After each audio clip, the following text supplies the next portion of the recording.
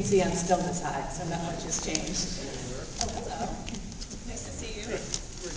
Well, while we're talking about each other, I think I also should say, first of all, I want to say thank you very much for being here, and I want to thank Steve, or Professor Bell, for asking me to come here.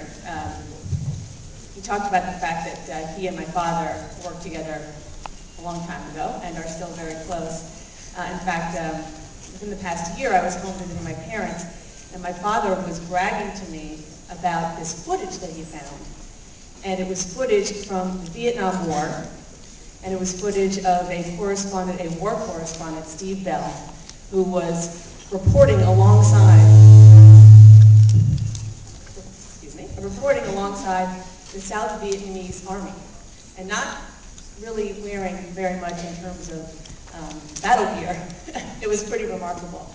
And it was a remarkable thing to watch, and a remarkable reminder for me, and I guess for all of you, the kind of people that we get to know who have these extraordinary experiences and extraordinary knowledge of current events back then, history now, but just of the world that we live in and why it has come to be. So thank you for asking me to come here. I think I just want to speak maybe as briefly as I can and give you kind of a general sense of where I've been so that I can better explain to you who I am and what I've done, so I can really take your questions, because that's, I think, the key that I would like to accomplish today. First, I think I want to tell you a story. I would assume many of you have done internships, are doing internships now, maybe we'll have some in the future, and are thinking about how do I get my first job, either in politics or in news, or something else that's probably related, is my guess. Most of you guys are here for that reason. Well, when I was in college, I did several internships, and by the time I got to my second semester of my senior year, I was here at GW. I said, you know what, there's probably got to be a way to be paid for this. So I randomly called somebody, literally just timing is everything, and got the head of the newsroom on the phone, who had just gotten an earful from people, this is at CNN, by the way, earful from people working there saying, I needed vacation time, because there were so few people working at CNN back then, that was back in 1993, that they needed people to come in and fill in for vacation leave. So I just got him on the phone, right time, and he said, if you can come in and learn what was then called the feeds room, which is basically recording all of the feeds that are coming in from around Washington and sending it down to what was then the mothership in Atlanta. If you can come in and learn that, I would really like to have you as vacation relief. And I was, again, still in school. So I came in and I did that, and then I had my first call for vacation relief. Well, nobody told me that part of that shift was not just to do that, but to be a production assistant in one of the news programs for that day.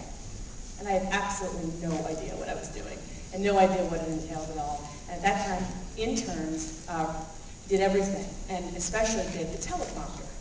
And at that time, the teleprompter was, you still ripped, now it's all on computers, but you still ripped scripts, and you organized it in order, and put it on basically a conveyor belt. And it had to be in order, or else the anchor, reading it, would not understand what he was supposed to be reading. So needless to say, since I had no idea what I was doing, the scripts got completely out of order, and the anchor was reading, and you sort of saw him, his head turned sideways, and you saw him get this quizzical look on his face, and then immediately an angry look on his face. This was all on live television, by the way.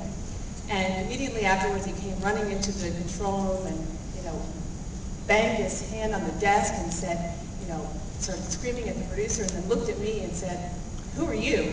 And I said, my name is Dana, it's my first day. And he said, oh yeah? Well, it's going to be your last.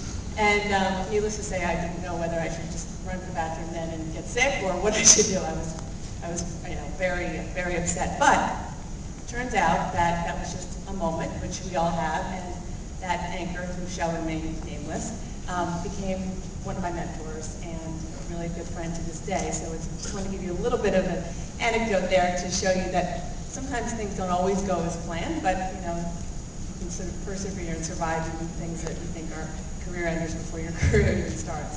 So in any event, I was able to get a job at CNN. In fact, I had been there since school, and I worked on weekend talk shows. I worked on the assignment desk all the way. I was lucky enough to have great mentors and journalists to teach me about TV, about journalism, about politics along the way. I ended up as a producer on Capitol Hill. I was there actually, unfortunately, on 9/11, which was quite a